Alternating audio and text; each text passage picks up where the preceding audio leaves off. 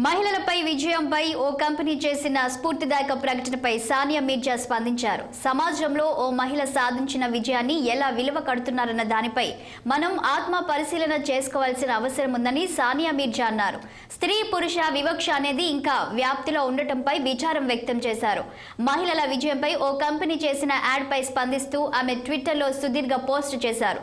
ప్రతి ఒక్కరికి తాము చేస్తున్న పని పట్ల గర్వంగా ఉంటుంది, దాన్ని ఇతరులు కూడా గౌరవించాలి అనే స్ఫూర్తిదాయక సందేశంతో ప్రకటనను రూపొందించింది.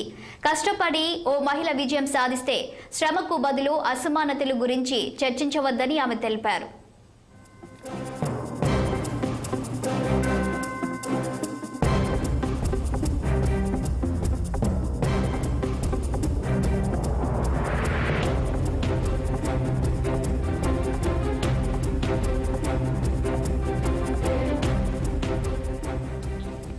(2005లో WTA టైటిల్ గెలిచి ఆ ఘనత సాధించిన తొలి భారత మహిళగా నిలిచాను.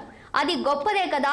డబుల్స్ లో ప్రపంచ నంబర్ 1 గా ఉన్నప్పుడు నేను ఎప్పుడు స్థిరపడతానా అని ప్రజలు ఆసక్తిగా చూశారు అని సానియా చెప్పుకొచ్చారు. 6 గ్రాండ్ స్లామ్లు గెలవడం ఈ సమాజానికి సరిపోలేదు. ఈ కెరియర్లో నాకు ఎంతో మంది మద్దతు ఇచ్చారు. కానీ ఓ మహిళ విజయం సాధించినప్పుడు నైపుణ్యాలు, శ్రమకు బదులుగా అసమానతలు, ఆమె ఆహార్యం గురించే ఎందుకు చర్చిస్తారనేది ఇప్పటికీ అర్థం కాదు.